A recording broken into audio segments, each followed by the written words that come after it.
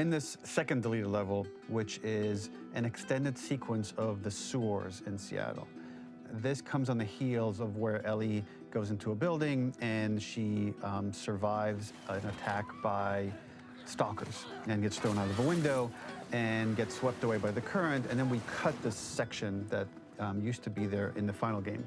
Now you will get to play it. So this was a way to get a bit more interesting puzzles, interesting traversal, figure out how Ellie can navigate the sewers with the fighting current. Ultimately, with a lot of these levels and these sequences, the reason why we cut them were for pacing purposes. But here it is for you in this very kind of raw form that part of it will feel finished, parts of it will feel like assets are missing as far as audio, animation won't be final. But it's a glimpse into what a game looks like when it's months away from finishing.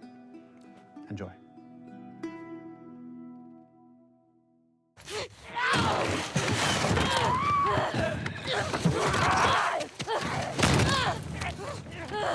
Get off of me!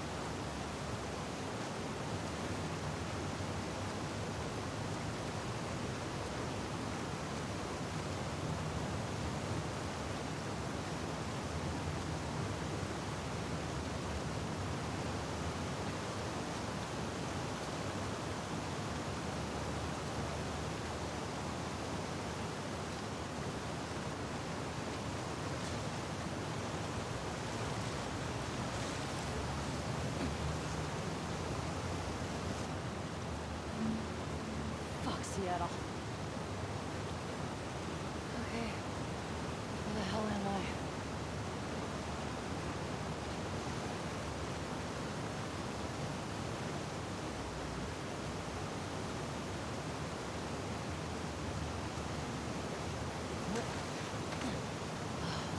The ladder acts as an immediate goal for the player, but being able to climb out is not going to be so easy.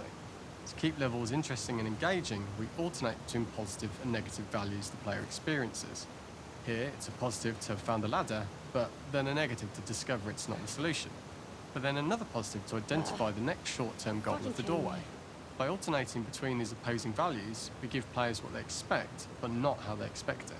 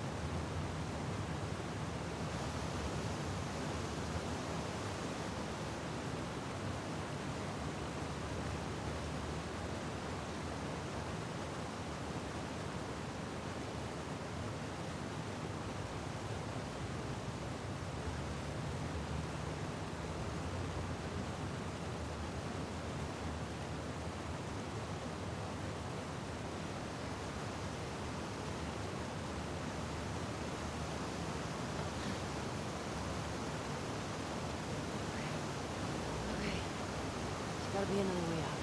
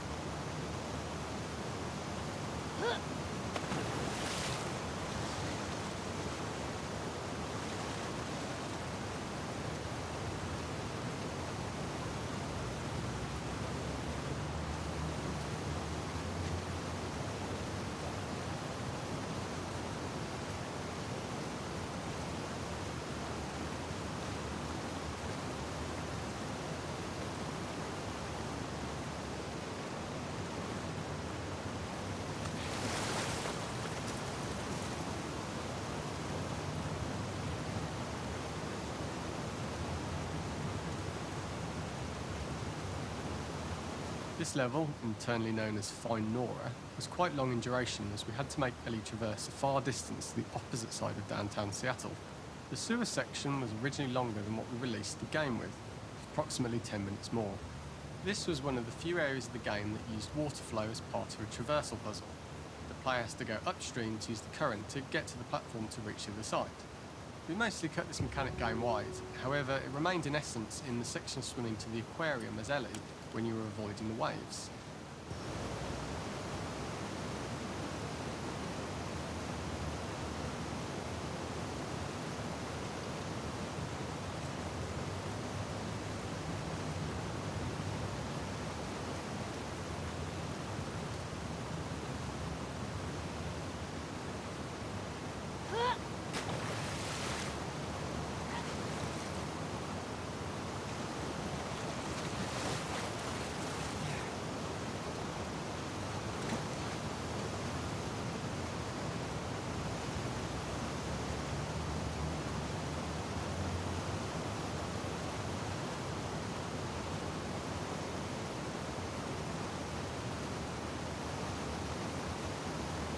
When players reach the doorway and enter into the room, they are faced with a dead end. The real reason for this dead end room is that on the reversal, when exiting back out of the doorway, players are faced with the route onwards. A pipe that they'd not been able to see when they were swept past it on the way in, and something that was hidden from view when on the side platforms. The intention here being that the only option is to go off the standard path in order to search for a way out. When players reach the doorway and enter into the room, they are faced with a dead end. The real reason for this dead end room is that on the reversal, when exiting back out of the doorway, players are faced with the route onwards. A pipe that they'd not been able to see when they were swept past it on the way in, and something that was hidden from view when on the side platforms. The intention here being that the only option is to go off the standard path in order to search for a way out.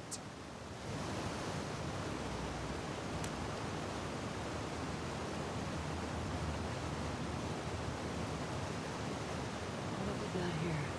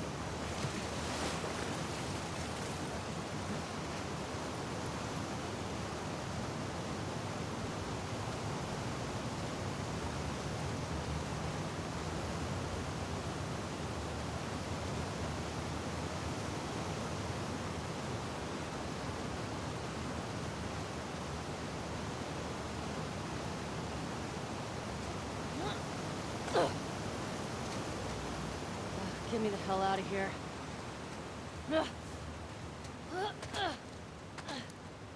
Throughout the rest of the level, we also used light to indicate to the player that they were heading in the right direction. At each turn, however, we blocked the direct route forward. Players would know that they just have to keep finding alternative paths, promoting those feelings of being desperate and trapped. We slowly introduced the player to consider climbing into smaller pipes and crouching in these tight spaces. This is to slowly build up to and encourage the player to climb into such a small pipe that they'd have to be crawling on their stomach, which is something that the player previously may not have recognised as a playable space, let alone the desired route they need to take. We added a tiny space just to reward the player's exploration with a pickup item, and we made sure it was something that made sense that you'd find in this area. A canister and all the garbage that had been washed into the sewers from the surface.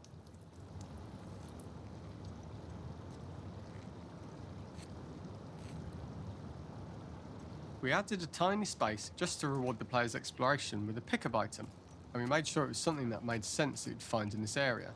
A canister and all the garbage that had been washed into the sewers from the surface.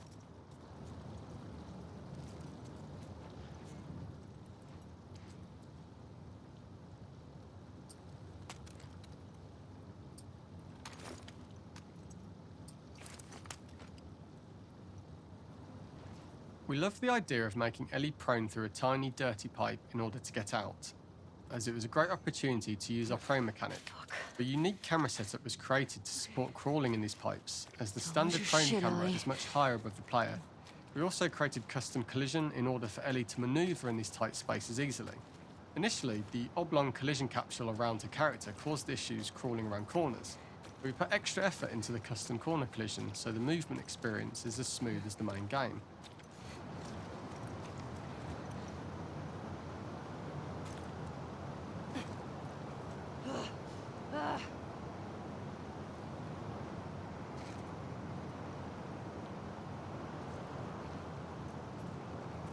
In order for the player to feel cramped, claustrophobic and desperate, we'd been enforcing the traversal mechanics that allow for a tight environment which promote these feelings. We introduced the use of the squeeze through so that we can keep the player feeling enclosed and tight, but without repeating the same geometry. Here we change from low ceilings with wider walls to high ceilings and tight walls to change up the spatial pacing and keep the level from repeating itself.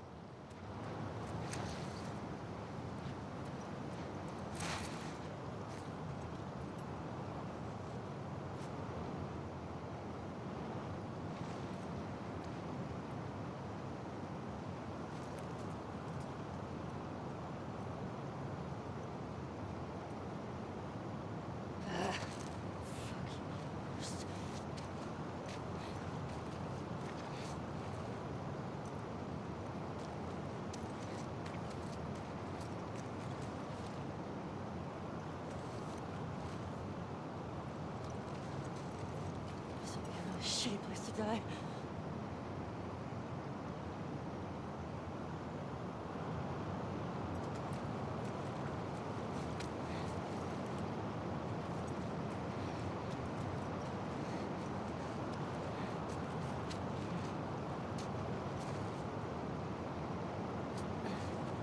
Originally, we had the waterline much higher here, so players had to swim through this tight tunnel.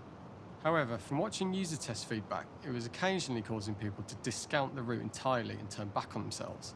So to avoid any risk of this happening in the final game, we present a lower water level so the tunnel is easy to see and commit to using.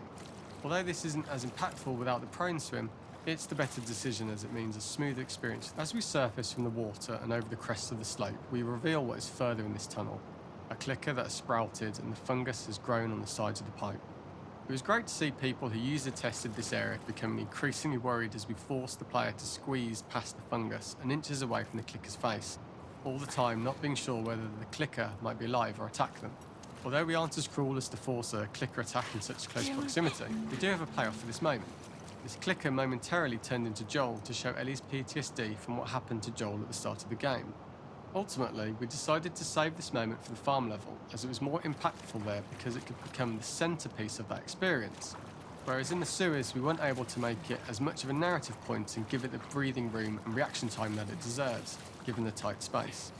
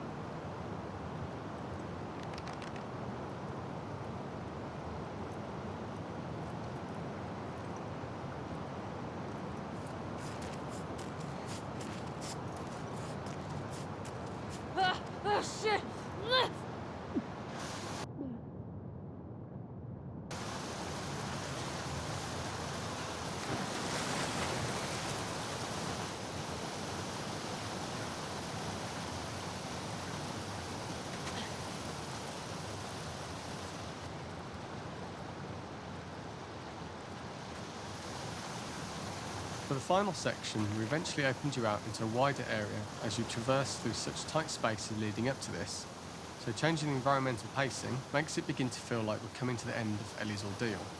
An earlier iteration used the current that we'd shown at the start for a slightly tougher traversal puzzle to conclude the sewers. The ladder was clearly visible from most of the area, but the player was faced with a fast-flowing torrent of water they couldn't cross. If the player attempted to jump into the water, they were not able to swim across the ladder due to the water's speed, but instead they had to traverse the pipe running along the top of the space in order to get across the water.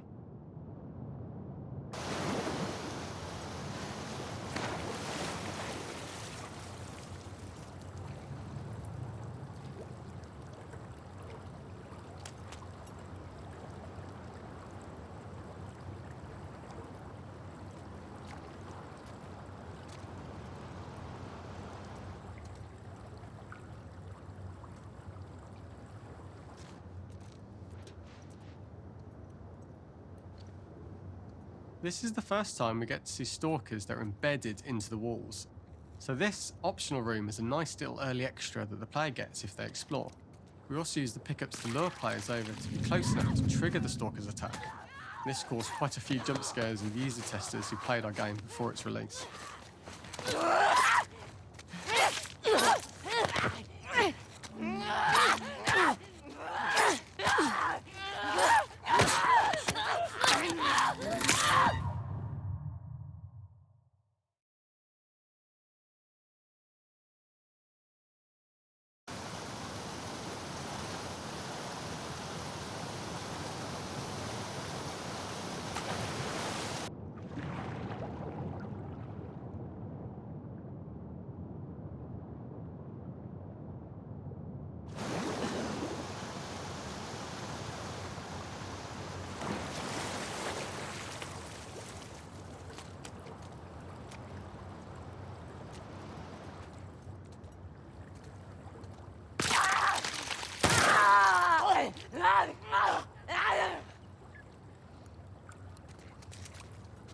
This is the first time we get to see stalkers that are embedded into the walls.